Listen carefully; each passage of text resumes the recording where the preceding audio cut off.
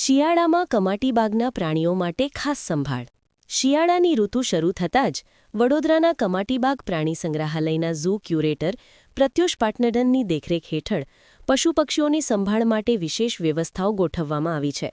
ઠંડીના પ્રકોપથી પ્રાણીઓને બચાવવા માટે નીચે મુજબના મુખ્ય પગલાં લેવામાં આવ્યા છે. આવાસનું કવચ.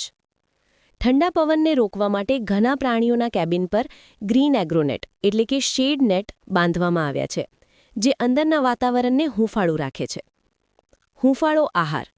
શિયાળામાં ઊર્જાની જરૂરિયાત વધતા માંસાહારી પ્રાણીઓના ખોરાકમાં વધારો કરવામાં આવ્યો છે.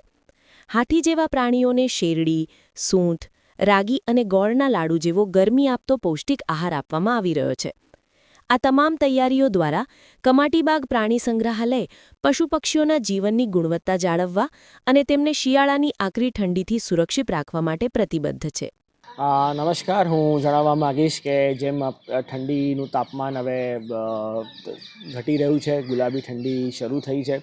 આ ઠંડી હકીકતમાં તો પ્રાણી પક્ષીઓ માટે ખૂબ જ સારી હોય છે. આ શરૂઆતની જે ઠંડી હોય છે એ ઠંડીમાં સવારના સમયમાં પ્રાણી પક્ષીઓને તડકો સેકવામાં ને એમાં બહુ ઘણો મદદ થાય છે.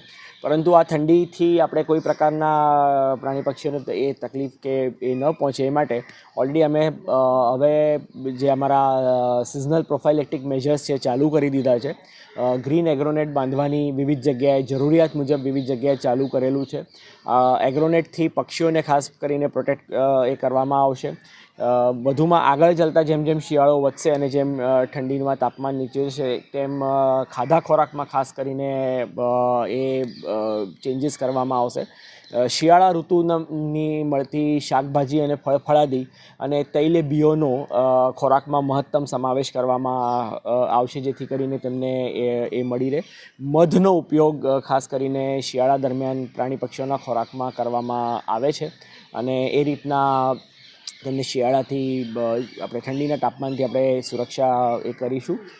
હરણો અને એના વાડાઓમાં સૂકો ઘાસ, અને હરણો છે, સસલા છે, એ બધામાં સૂકું ઘાસ નાખવાનું ઓલરેડી ચાલુ થઈ ગયું છે. સૂકું ઘાસ એ એક રીતે પથારીનું કામ કરે છે અને હજી જ્યારે ઠંડી વધશે ત્યારે જે વધુનું જે ઘાસ હોય એને નાના મોટા એમાં સળગાવી અને એનું રાખોડું જેવું કરીએ તો એનામાંથી પણ પ્રાણીઓને કુદરતી રીતે એને ગરમી પણ મળી રહે છે તથા ઇતર જે એક્ટોપેરાસાઇટ જે પરોપજીવી, ચાંચડ જેવા પરોપજીવી છે એનાથી પણ એને સુરક્ષા મળી રહે છે. એવી જ રીતના વાઘ, સિંહ અને એના પિંજરાઓની અંદર આ વખતે અમે નવીનમાં જે છે એમના પિંજરાઓમાં લાકડાના પ્લેટફોર્મ્સ અમે બનાવવાના છે કે એના ઉપર કંતાન પાથરીને તેમને રાત્રિ સમય દરમિયાન એનામાંથી શિયાળાથી એમને પ્રોટેક્શન મળી રહે એવી સુવિધા કરવાનું આયોજન કરવામાં આવેલું છે.